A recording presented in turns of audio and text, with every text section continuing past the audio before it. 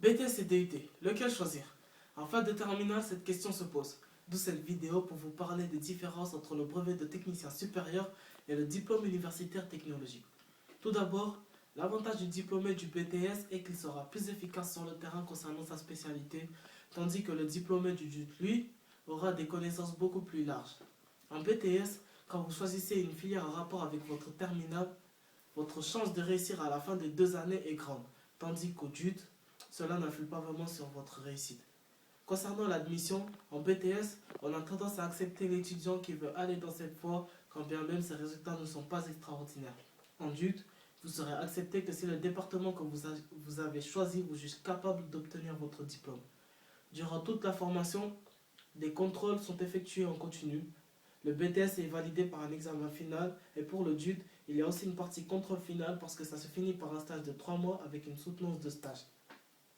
Il faut savoir que le brevet de technicien supérieur donne la possibilité d'être employable rapidement et environ 50% des étudiants intègrent la vie active à la fin de ces 2 ans.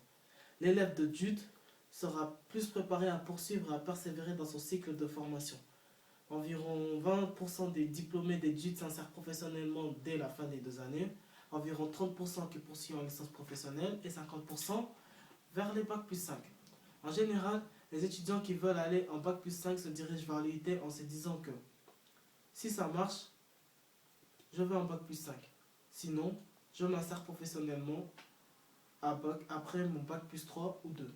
C'est une notion sécurisante pour l'étudiant, pour le parcours des étudiants qui ne s'engagent alors pas pour 5 ans.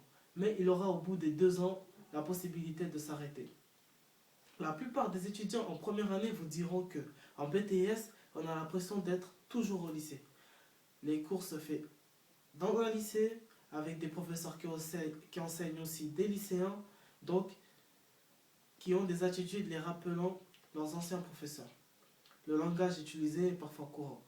En DUT, c'est différent. La plupart des professeurs enseignent aussi les étudiants en master et en d'autres fonctions comme directeur et chercheur. Ils tiennent donc des langages plus professionnels. Les étudiants en BTS sont plus surveillés, leurs exercices sont toujours vérifiés, tandis qu'un étudiant en DUT apprend à être plus autonome sur leur travail personnel et rend leur compte au contrôle. Conclusion.